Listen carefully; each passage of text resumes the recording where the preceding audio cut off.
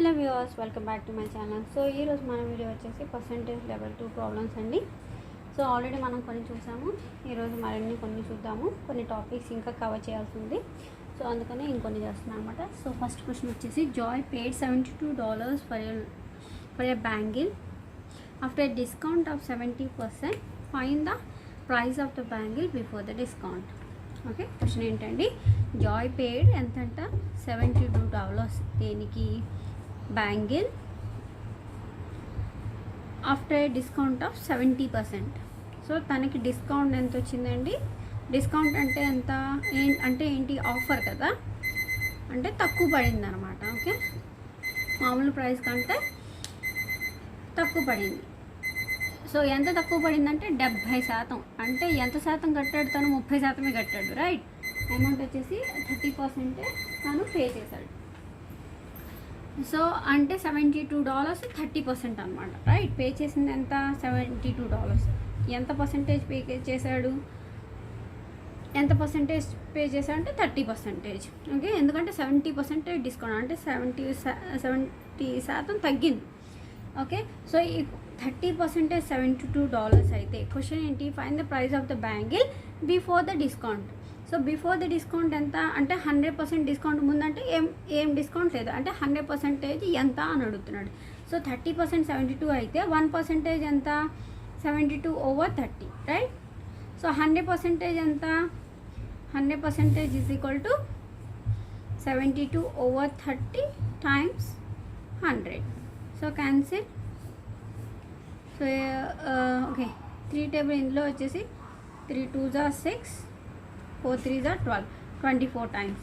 Okay, so 3 పోయింది, ఇక్కడ 10 ఉంటుంది. So 24 times 10 which is 240. So అంటే ఎంత అండి?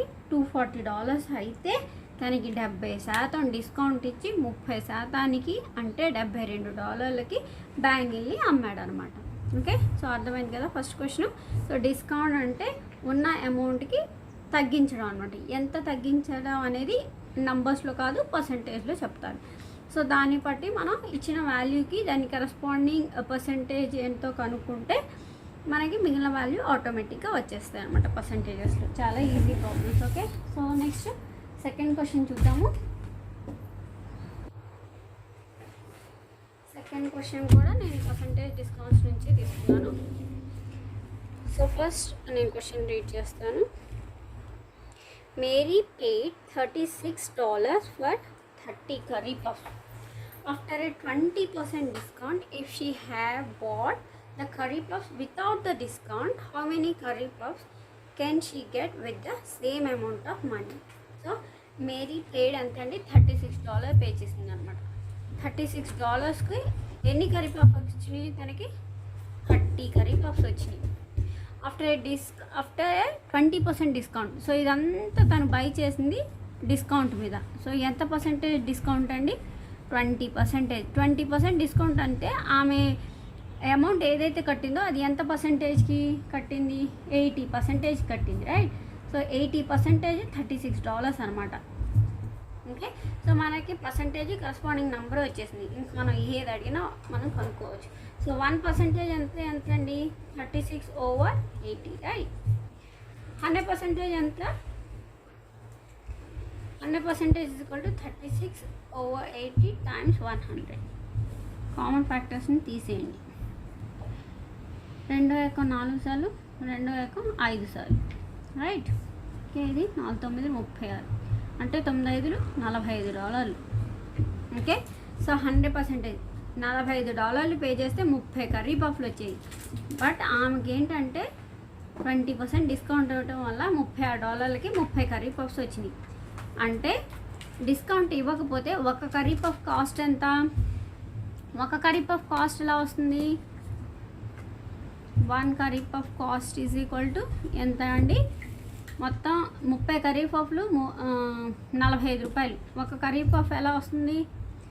Amount 45 curry puff. సో మనం కనుక చేస్తే 31 32 60 అవుతుంది. సో 1.5 ఏమో వస్తుంది. ఒకసారి చేసి చూద్దామా. 1.50 టైమ్స్ 30 సో 0 0 0 0 5 3 15 ఒక 3 3 4. ఓకే, వచ్చింది కదా 45.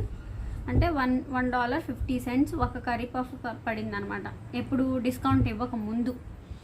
ఓకే, ఇప్పుడు ఏమంటున్నాడు, how many curry puffs can she get with the same amount. So అదే అమౌంట్, సో $36కి ఒక్కొక్కటి $1.50 అయితే ఎన్ని కర్రీ పఫ్స్ వస్తాయి అంటే ఏం చేయాలండి మనం, 36/1.50 చేయాలి, right.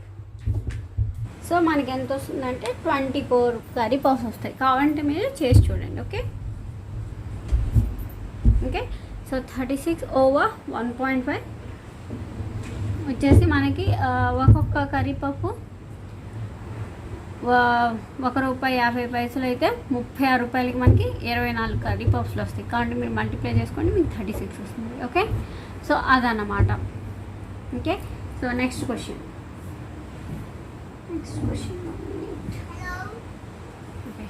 Next question. The price of a sofa set was $680. Tom bought the sofa set.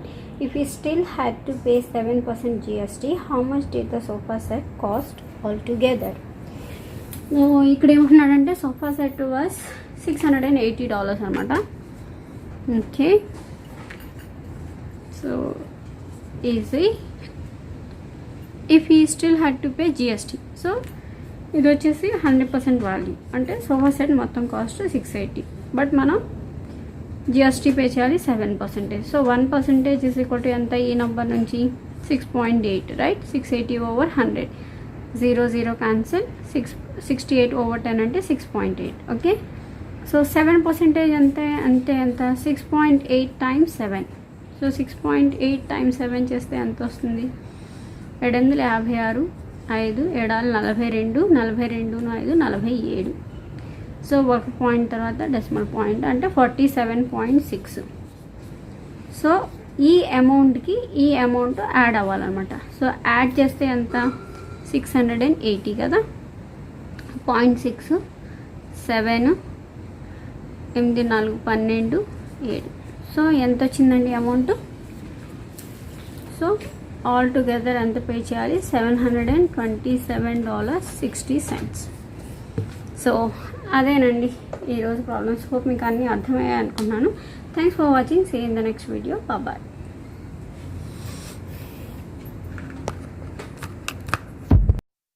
Don't forget, age is a just number. Happy learning.